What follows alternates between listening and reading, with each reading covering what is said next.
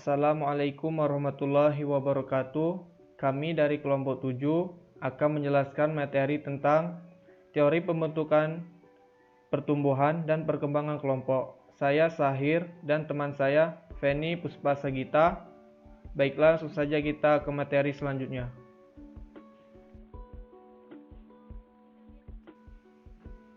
Teori pembentukan kelompok. Pembentukan kelompok adalah kumpulan manusia yang memiliki kesadaran bersama akan keanggotaan dan saling berinteraksi. Adapun tujuan dibentuknya kelompok adalah untuk menunjukkan penerapan nilai-nilai sosial yang ada dan dibutuhkan dalam suatu struktur sosial pada suatu masyarakat.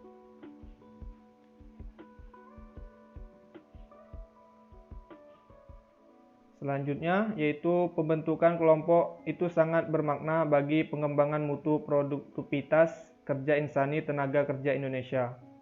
Menurut Sorjono Sukanto, kelompok sosial adalah himpunan yang hidup bersama karena adanya hubungan di antara mereka secara timbal balik dan saling mempengaruhi. Yang kedua, menurut Willy Huki, kelompok merupakan suatu unit yang terdiri dari dua orang atau lebih yang saling berinteraksi atau berkomunikasi. Dan yang ketiga, menurut Paul B. Harton dan Kester Hun, kelompok sosial adalah suatu kelompok manusia yang memiliki kesadaran akan keanggotaan dan saling berinteraksi.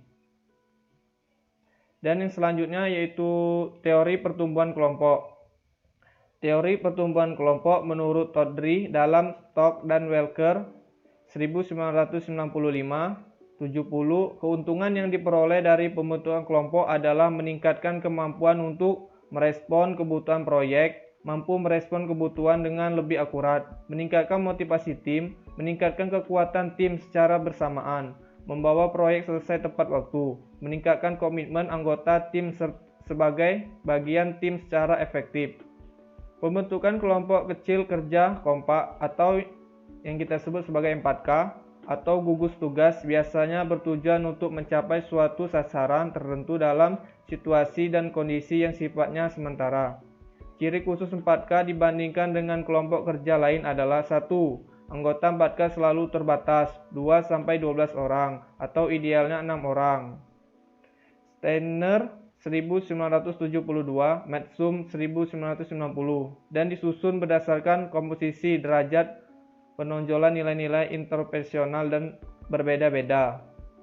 Kedua, 4K memiliki struktur dan mekanisme kerja yang ketat, jelas dan terperinci.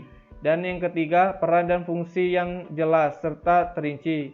Dan yang keempat, yang terakhir, aturan main yang sangat ketat dan terinci. Baiklah, saya Feni Puspasagita akan melanjutkan materi selanjutnya, yaitu teori perkembangan kelompok. Teori ini dikemukakan oleh Benis dan Shehab Park dan dipengaruhi oleh fisikoanalisis. Intinya adalah pencarian otoritas. Yang selanjutnya, tahap-tahap perkembangan kelompok.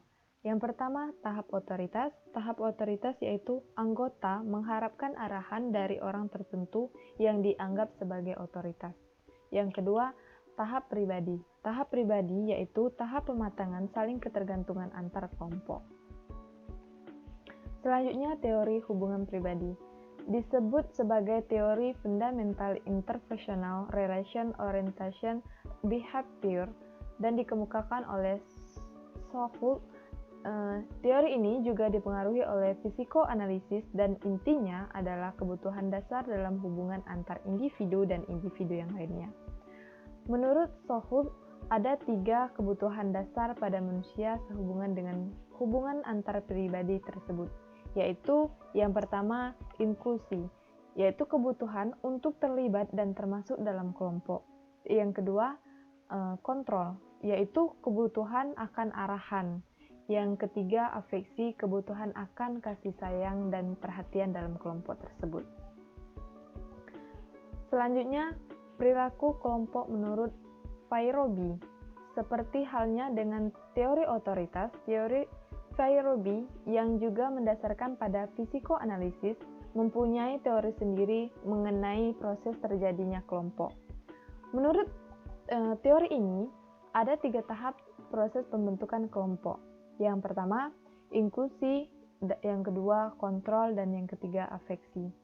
Tahap inklusi adalah tahap yang paling awal karena individu baru pertama kali berhubungan dengan individu yang lainnya. Tahap berikutnya adalah tahap kontrol, karena kelompok itu mulai mengatur diri dengan tata tertib, kesepakatan tentang peraturan, tujuan kelompok, pembagian tugas antar kelompok, dan sebagainya.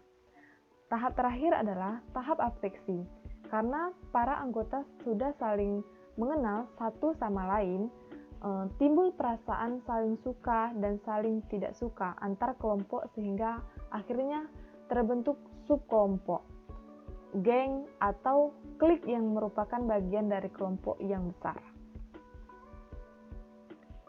Selanjutnya terjadinya kelompok menurut orientasi sosiologi. Yang pertama, teori identitas sosial.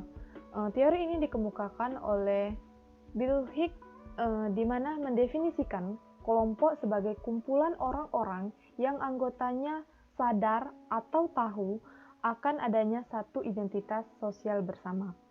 Yang kedua, teori identitas kelompok. Berbeda dari teori identitas sosial yang orientasinya sosiologik, teori identitas kelompok lebih didasari oleh antropologi. Menurut Horowitz, indikator pertama dari identitas etnik adalah karena paling terlihat adalah warna kulit. Yang ketiga adalah identitas budaya. Pendekatan lainnya terhadap identitas kelompok adalah identitas budaya. Smith dan Bond melaporkan hasil penelitian Hofstede terhadap sebuah perusahaan Amerika yang bernama Hermes yang diselenggarakan antara tahun 1967 sampai 1973. Selanjutnya ada pandangan kelompok. Proses pembentukan kelompok adalah bagaimana suatu kelompok dapat terbentuk disertai alasan-alasan dan tujuan pembentukan kelompok tersebut.